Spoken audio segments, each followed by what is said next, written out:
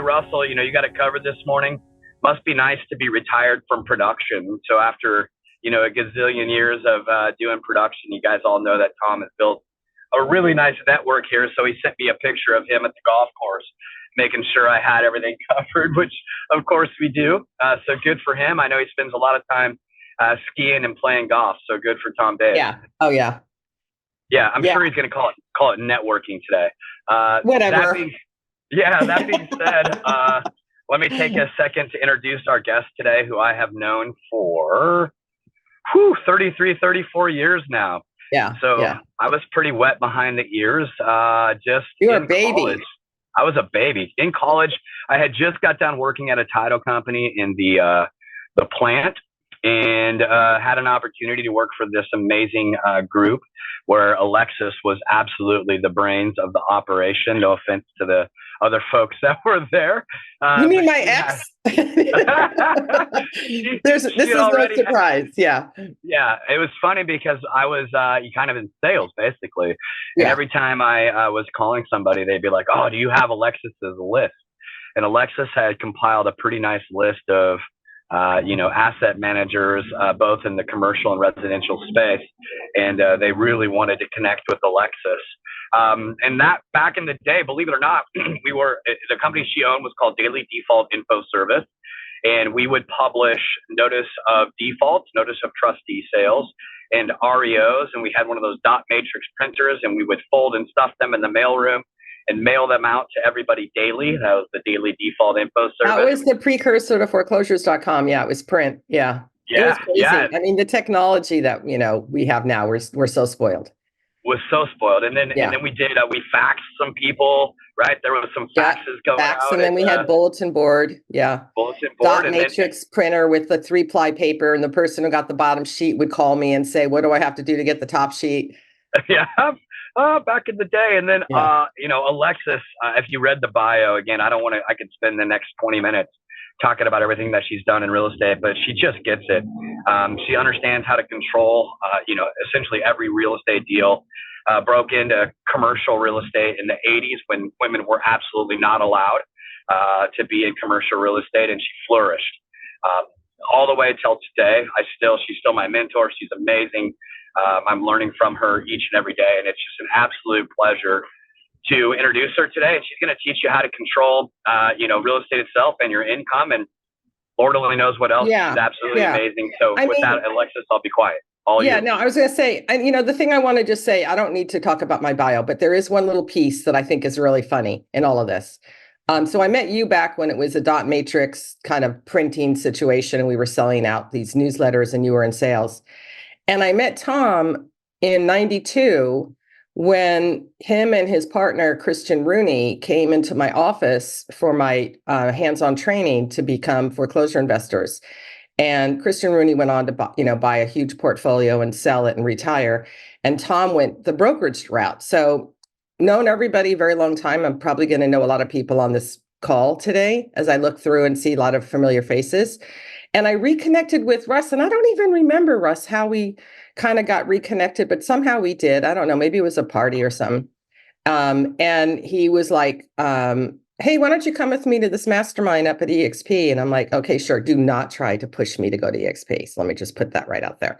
So I have my own brokerage, my own brand, and I'm leaving that to my kids. And this is what I do. So, but I don't mind giving, and I don't mind sharing. And my message has been consistent for the last 40 years. And when I started at Grubb & Ellis in investment sales, my senior manager looked at me and he's like, "Buyers make you broke. Buyers make you broke. You need to focus on inventory. You control inventory. You control your future." Even during 4 downturns, 4 recessions where you couldn't give away property, I focused on inventory. And the reason is because many things, and some of you guys are investors and you probably know this. Sometimes sellers want to sell really low.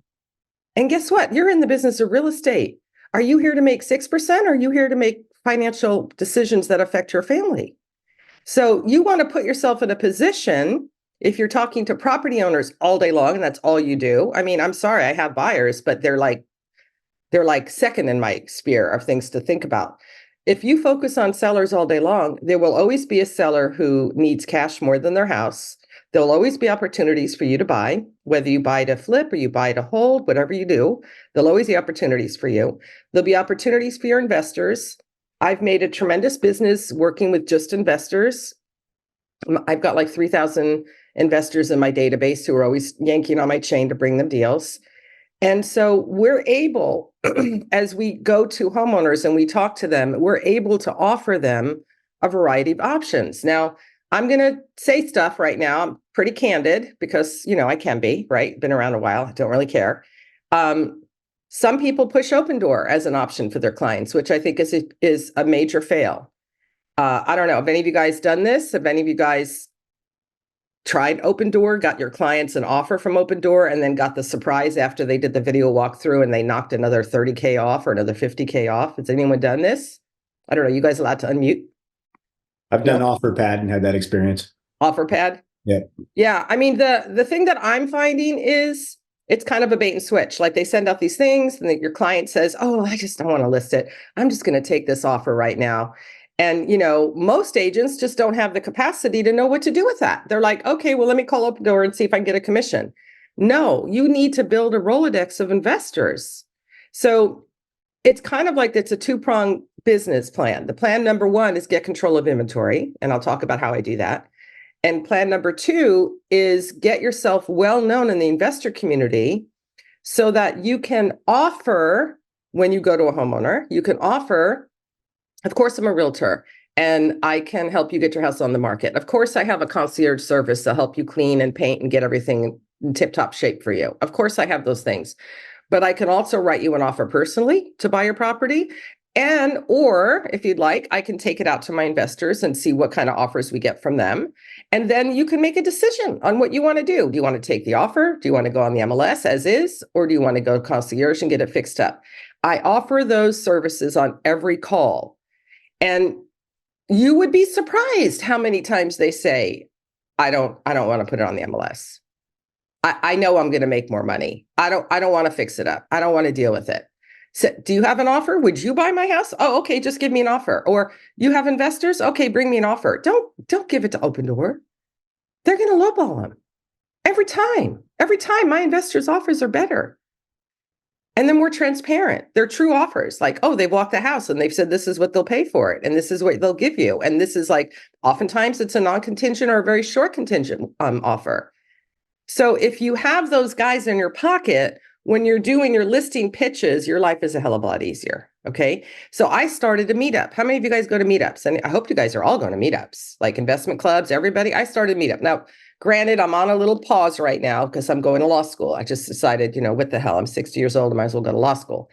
So, but I would highly recommend you start collecting names and phone numbers of investors at the meetups. And you will find a lot of the investors also have their real estate license.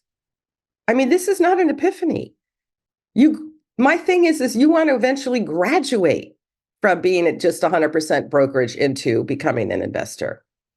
Okay. I mean, I know EXP has stock and that's your future, but that's really not enough. In my book, you got to make serious wealth by owning property. That's it. How can you sell it if you can't believe in enough to own it? That's my pitch. Okay. So as far as controlling inventory, what does that look like? Well, some people, and I have agents right now that do this, some people will do a lot of social media, and I'm all for it. Go for it. Lots of TikTok, lots of Instagram, lots of Reels, lots of Facebook, and telling your clients, stories of deals that you're working on. Michelle has a hilarious take on it with all of her funny pictures that she does, and it's very engaging. And I just think all of that is awesome, but that's icing on the cake.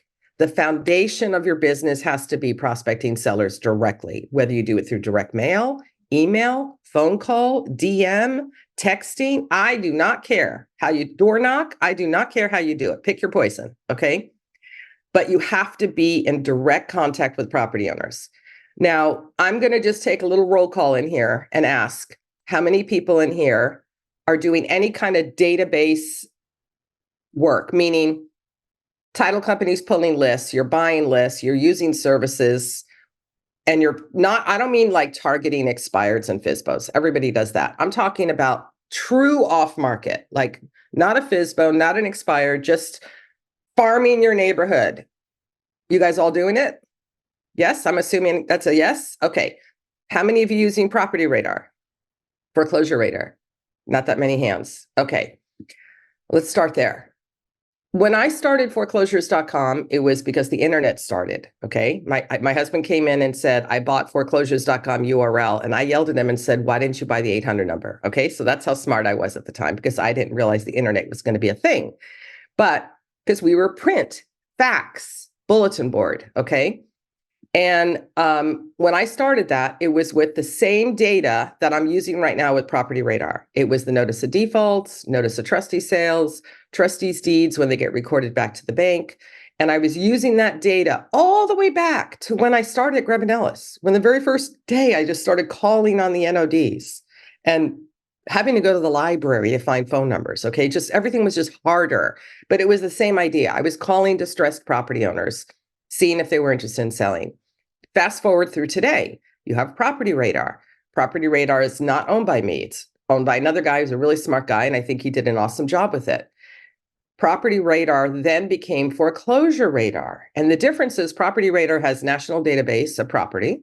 So you have, I could be like, my mom says, what's my neighbor's house? And I could look it up. Okay, I could tell her who owns it, what the mortgages are, blah, blah, blah. So you have that now on Real List, right? So you could like go to Real List on MLS, but you have to select what counties you have access to through Real List. Property Radar is nationwide. Okay, so that's number one.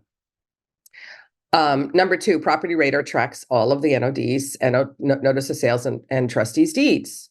Now, Foreclosure Radar allows you to subscribe at a higher premium because that's where they do the foreclosure tracking, meaning every time there's an auction postponement, they'll give you the new date. That's worth its weight in gold because you don't want to have to be calling on those to figure out if the house has been lost to foreclosure or not. You want to know current status of these properties. So I would tell you, subscribe to Foreclosure Radar Pro. I think it's like $99 a month for one county. Buy 3 if you need to. They have packages, whatever. Just get it. Okay. That's my lifeline. That's like, I have a car. I can't have a car without gas. Property Radar is my gas. Okay. So in Property Radar, you're able to search by neighborhood, zip codes, whatever you want. And my searches are my zip codes. I also search by equity, which is a huge feature because now I'm only going to work properties that aren't a short sale, because I don't know if you've ever done a short sale, but they're just not worth it. So I work on properties with equity. I work on properties that are in default or notice of sale in my area. And then on top of it, they allow you to click through and you get like 250, I think, phone numbers and emails every month. And then after that, they charge you if you want more. But they allow you to click through and get phone numbers and emails on the person. I mean, how much easier can it get? So you have your list. They're in default. They're in your neighborhood. You've got their phone number. You got their email. You know what their loans are. It also gives you an automated valuation tool. And it's not like Zillow. They actually show you the comps on their map and they allow you to pick which comps you think are relevant and not relevant to come up with a value. So you could literally do your comping right on the portal without having to leave to go to the MLS. Do your comping right on the portal, get your loan to value, look at it and go, okay, I see an affidavit of death recorded here. Oh, gee, this is a person in default and somebody died. So now this just got elevated on my list. Okay, and we're going to see more of these. The boomers are passing. We're going to see more of these. We're going to see more estates that are turning over with tremendous equity. Okay, so look for that. Now, the reason they ended up on the foreclosure list, anybody want to guess? A person died and they have a lot of equity. Why are they on foreclosure? Any guesses? Property tax. Mortgage. What was that? Property tax. Reverse mortgage. Oh. Reverse mortgage. Think about it. Your mom and dad are getting old. They need money for assisted living. They put a reverse mortgage on the house. They don't have to make payments. They still have a ton of equity on the house. Mom and dad die. Reverse mortgage is called. It's in default. Boom. Equity, default, death. How many more motivations do you need? Get in front of those people. Okay. This is not rocket science. This will sustain your business for the rest of your life. You literally have to do nothing else. Social media, cool. Buyers, cool. You just focus on this. All you have to do is, if you're not getting enough leads, expand your territory. I'm working 3 zips, so I got plenty of business. Now, in my world, what I do is I take my property radar database, I download the leads that fit my filter in an XLS file, I upload it into my CRM, and I set up a sales track. Email, text, phone call, email, text, phone call, email, text, phone call. You guys have a CRM, I hope. Right? You could set up a sales track. Hey, I'm sorry you're having a tough time with your house. How can I help? Hey, I drove by the other day. I tried your house. Nobody was home. Blah, blah, blah. You just get in front of them. I use a series of phone calls, emails, and texts. I'm a little bit lazy. I don't like to door knock. But if you're young and you've got time and you're new, I would absolutely door knock these. And if you're a woman, I would absolutely door knock these. I can count on one hand how many times I've been yelled at when I door knock. Nobody would dare yell at this. They're like, oh, it's a nice lady at the house. Totally different, right? Experience. I've always found that. Started out in commercial real estate. I was the only lady doing it. And they were like, where's your boss? And I was like, no, it's just me. You're different. You might as well use that. Use it. I have used my feminism in positive ways that have got me in the doors to places that nobody else can get in. Okay. So my point is, you got to be doing that. Okay. Now so you're going to work the notice of defaults. You're going to work the notice of sales. Now, what's the difference between the two? Notice of defaults have more time. Notice of defaults are at the early stages. They've already missed their payment. They've already gotten 60 days of phone calls from their lender. The lender's tried really hard to reach out to them and do a modification. And then the lender filed a notice of default. And they have 4 months to do something. I can guarantee you they're going to ignore. Wait a minute, maybe I should do something. Always.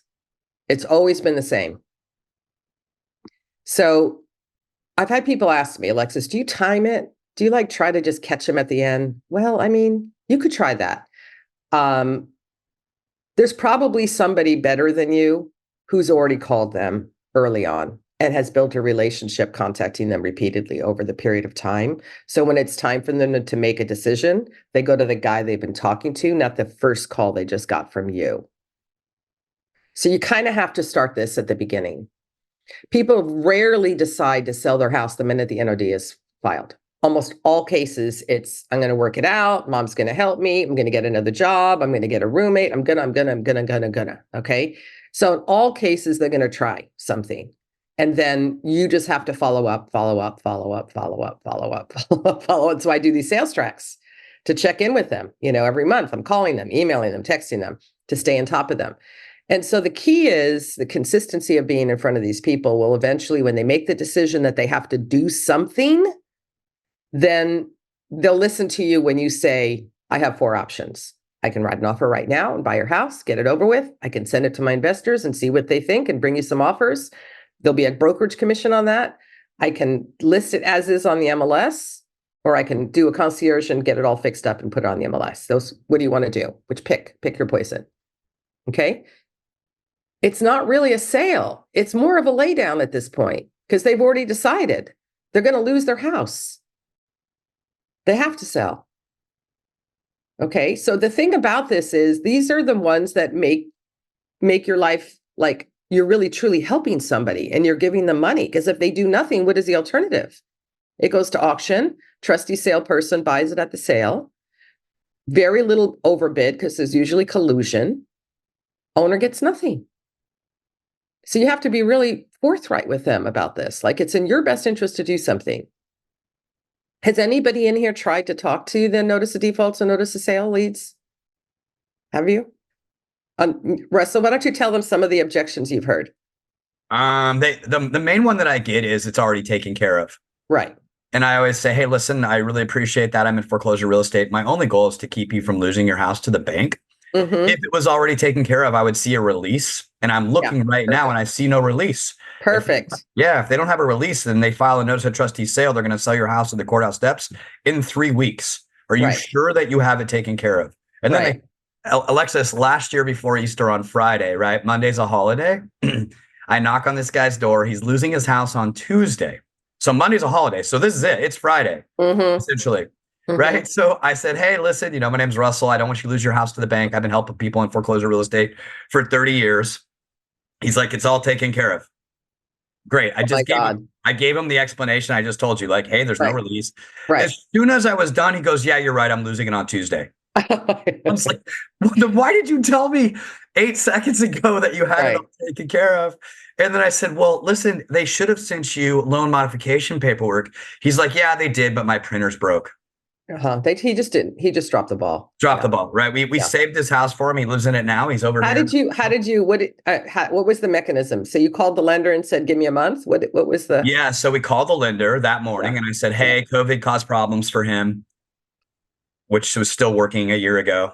Right. And we needed you to postpone this sale. We're going to fill out this loan modification paperwork. Well, they said, well, heck, he's had it for a long time.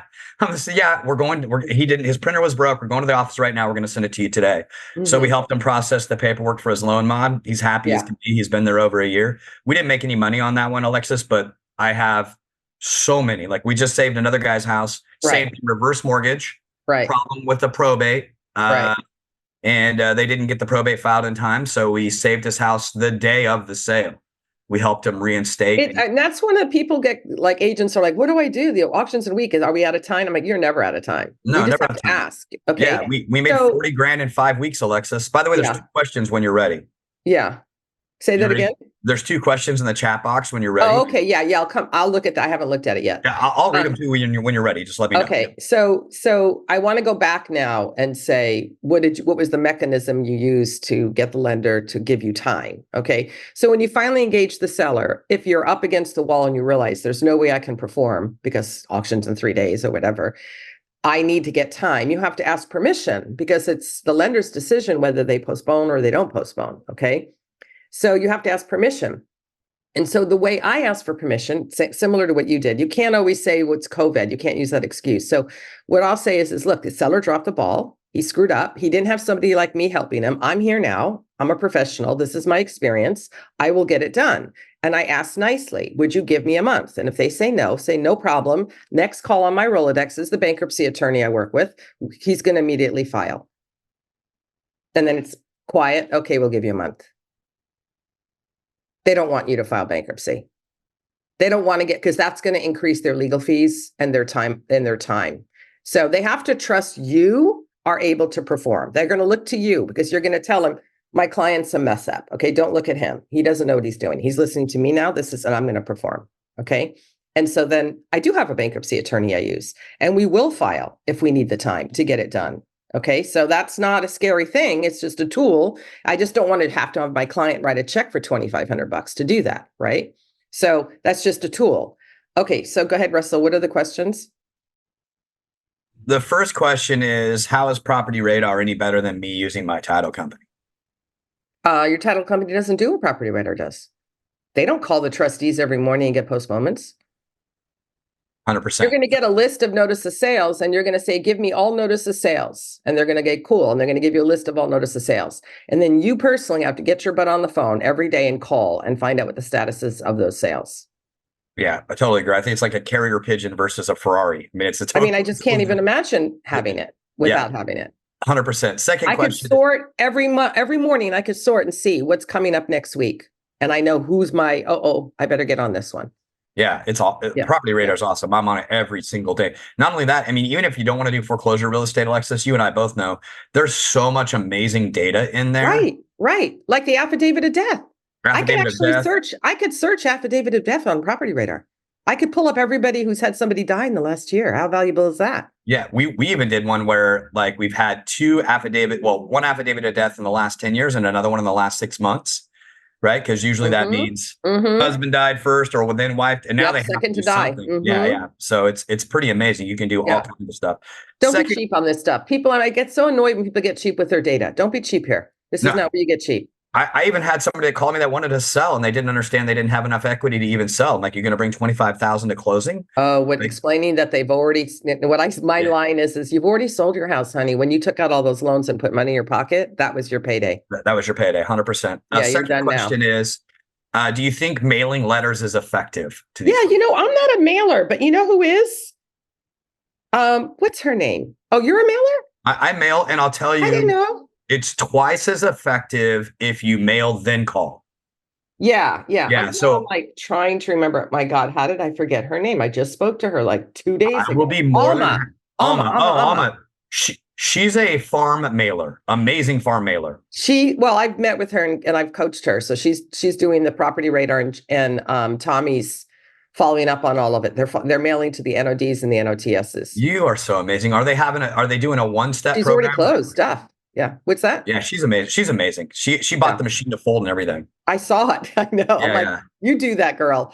I'm a CRM person. I'm a, sales track, write all my messages out over a period of time and hit them repeatedly via email and text versus mail. That's just my preference. Well, and Alma, like I've talked to her before, and she has an accent. For those of you that don't know Alma, she is a multiple-time Icon Award winner. She closes a ton of deals. Oh, she every day she has another listing. I'm like, where the hell, girl? She goes, it's all mailers. All mailers. And so what she said to me like a long time ago when I first introduced her to our platform, she was doing mail and email and she was killing it with our platform. And then she started farming and she's killing it because again, she says, when I call, they don't even want to talk to me. My accent's so thick. However, once I've mailed them a couple of things and they know that I know what I'm talking about, they're more willing to talk to me. So, imagine if your accent was so bad, it was hard to understand you, and she's killing it. So no excuses. Yeah, I think it's kind of funny, actually. I think, you remember I said, take advantage of your differences? She starts by saying, English is my second language. I wouldn't want to talk to me if it was me. I can't understand. I don't know how people understand me. She makes jokes about it. And that's very engaging. 100%. It makes you very authentic. It's very engaging. Those are the two questions so far. Any other questions? Okay. And we'll just let Alexis keep going. No, we can just keep chatting. Yeah. So anyway, that's my big soapbox is to get on Property Radar and start working the NOD's notice of sales. Now you're going to have questions like, what do you say to these people? Comes up all the time. Like, you don't say, hey, I see you had a notice of default filed. What are you going to, you don't show a little courtesy. You know what I mean? So my opener has always worked for me is, hey, I understand you're in a tough situation with your house and I wondered how I could help, period. Because that is the truth. They are in a tough situation with their house and you do want to help them.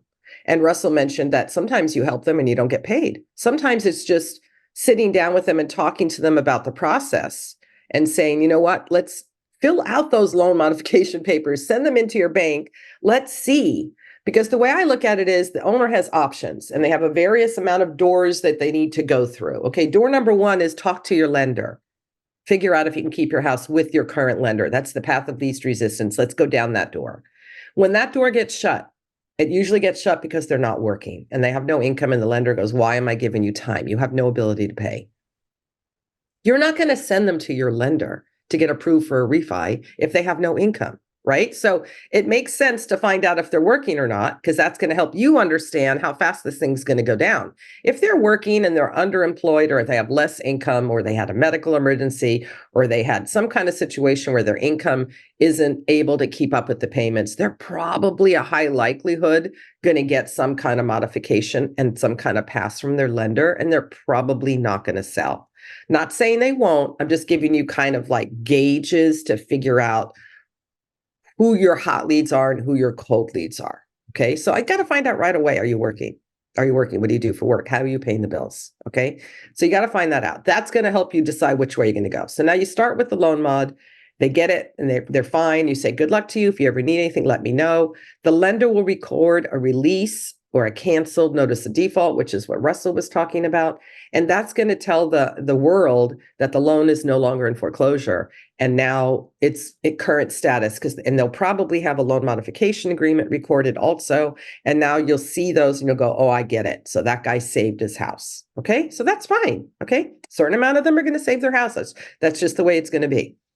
Then there are those that aren't, and they're going to be scrapping. They're going to be calling everybody in town. And the thing I try to avoid is make sure they understand, please, there probably will be a lender who will give you money. It'll be Guido with a bat. Okay. And he's going to charge you 20% interest and 10 points because he doesn't care, because he wants your house. And he's going to put a note on your house knowing that you're going to default, and then he's going to take your house. So you have to have that conversation and warn people, because they're going to be scrapping and doing stupid things. You don't want them to do that, right? What is another option other than stick with their bank, refinance, family, friends, right? All that. Get on early having that conversation. Call your mom, ask if she'll give you the money. What about a retirement account? Can you do anything there? What's in your garage? Do you have any motorcycles you can sell? Start talking to them as if it was a sibling about how you can get them to bring, get cash raised. Help them figure out how to raise cash, okay? Once that's exhausted, they can't get through their bank, they can't do a refi, they don't have any assets or any friends or family. What's left?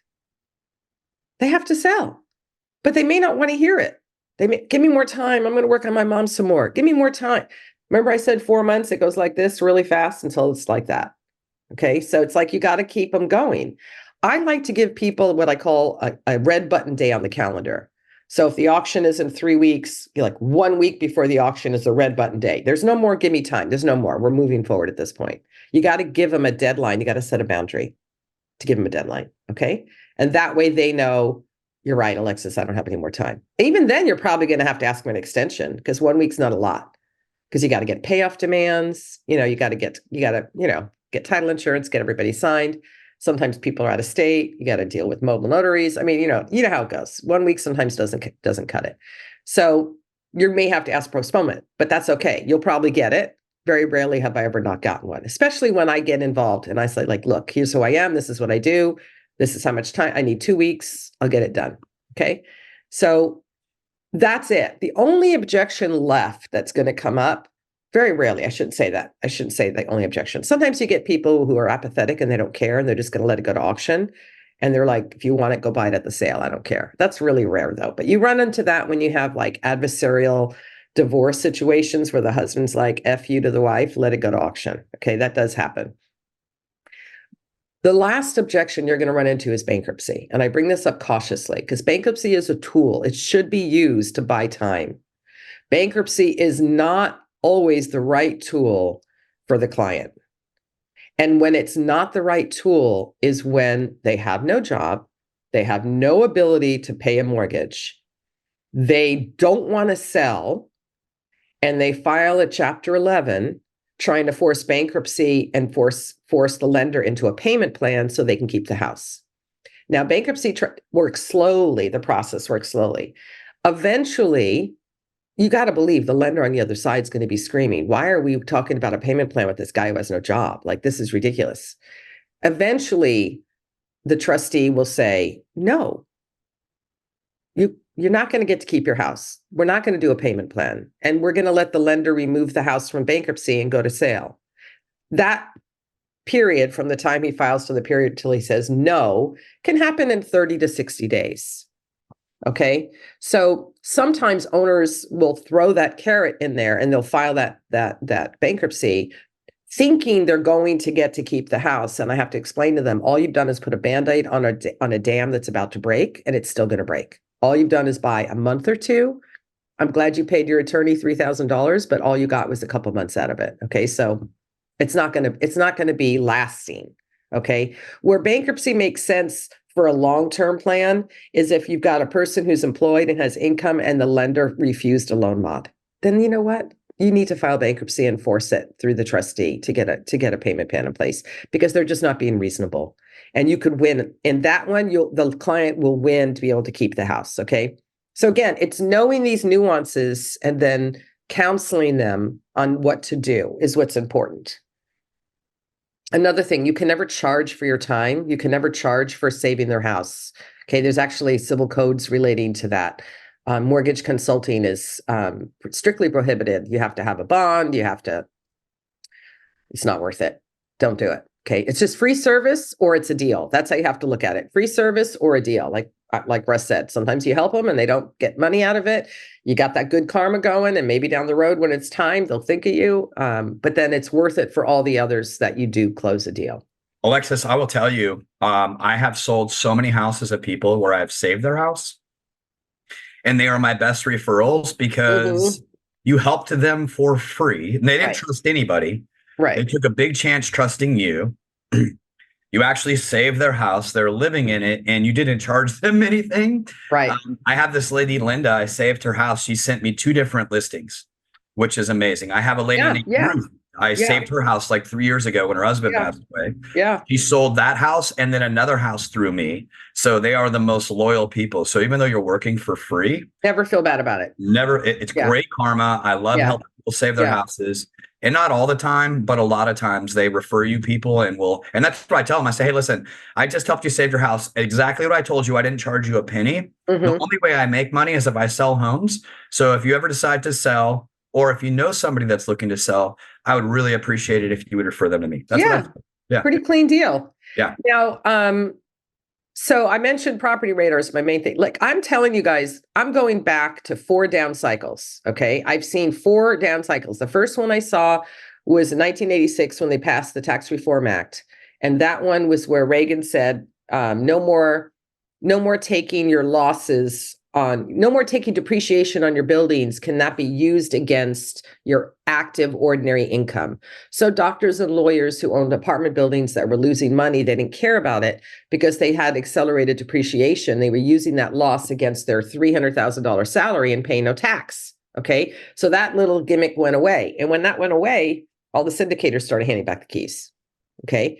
And so it started in commercial because that's who was affected by this. It started in multifamily and commercial, but that caused a banking crisis and a liquidity crisis. And that caused the Resolution Trust Corp to be created to take care of all of these banks that were going under. Okay. And the government kind of came to the rescue. Now, when Russell was talking about everybody want to know my contacts. So because I was in real estate at that time, I decided I wasn't going to go get a job somewhere. I was like, I guess I'm going to figure this out. I don't know what this is going to look like, but I guess I have to start talking to banks. So I started calling banks. This is back before they even had REO departments. They didn't even know what an REO was. They would tell me to go talk to the loan officer. And it's his problem. He put the loan on it. He's going to have to be the one that figures this one out. So I had to prospect loan officers for listings. And so I started gathering a database of asset managers' names and phone numbers and figuring out who was the contacts, because all I did all day long was call banks. And I got all of their contact information. I stayed in touch with them and I started going on listing presentations and I did the same thing. Remember I said control inventory. Once I realized that the property owners were no longer in control, that it was going to be a bank-owned market, I had to control the inventory through banks. So I started calling on them and getting listings from them. And then I had to expand because guess what? When you go to San Juan Bank in LA and you're talking about an office building in Sacramento and they say, well, I also have this apartment building in Bakersfield. What do you think I'm going to do? Think I'm going to say, oh, well, I only work Sacramento? I'm like, no. I'm like, I could take that one. And then I called guys in Bakersfield and we co-op. So that's how I created the national program for REO property for Grubb & Ellis back in the 90s. That's how I started it. And then I moved from co-oping to referral just because it got too big. I couldn't co-op a million different listings. But I created a database of all those contacts. That was like my pot of gold. Those relationships created a tremendous amount of business for me back in the time where all these agents were leaving the business. I'm like, you got to evolve with the business as it changes. So what happened from that? Have you guys ever been to Rio Mac? Anybody here been to Rio? I know Russ has been to Rio Mac. You probably don't even know what this is. Real Estate Owner Managers Association of California was formed back then in the 80s when I started. And it's an organization of asset managers, banks, lenders, title companies, everybody in the field of foreclosure. That it's a trade group. And then they have meetings. If you see anything REO Mac related, go. Now, I'm not saying we're going to see a tidal wave of foreclosures. I really don't think we will because we have too much equity in the market. But we are seeing more. There is distress in the market. You guys are seeing these distressed lenders. you're seeing this. I hope you guys are paying attention. Commercial buildings right now that, they're not like residential. They're going through a recession right now because they have 5-year, 7-year loans that come due. And then when they have a new appraisal come out and they have the loans get reset based on the new value and cap rates are higher. So now that means the values are lower because interest rates are higher. They can't repay their mortgages. Then those become default. You see, what is this guy, Giant Texas? They own a bazillion properties and they're in foreclosure. So you're seeing it. And then the lenders who take back that property, they're going to be hurting. And so we're going to see distress in the market. It's just not going to come the same way as it has the last 4 times. First time was Tax Reform Act. Second time was the oil crisis. Third time was, I'm trying to think, I think it was just a mild recession. Fourth time, as we know, the mortgage bust in 2005. Okay, all of them were different events that caused stress in the market. The current event that's causing stress in the market is the banks themselves that are in distress. Alexis, we have like 2 minutes left. What I would tell people too is you are such a pro. Anybody that decides to do this space, by the way, you should have a hedge in your real estate business. And this is one of those spaces, right? A high tide raises all ships, and everybody was kicking ass in real estate, in 2022.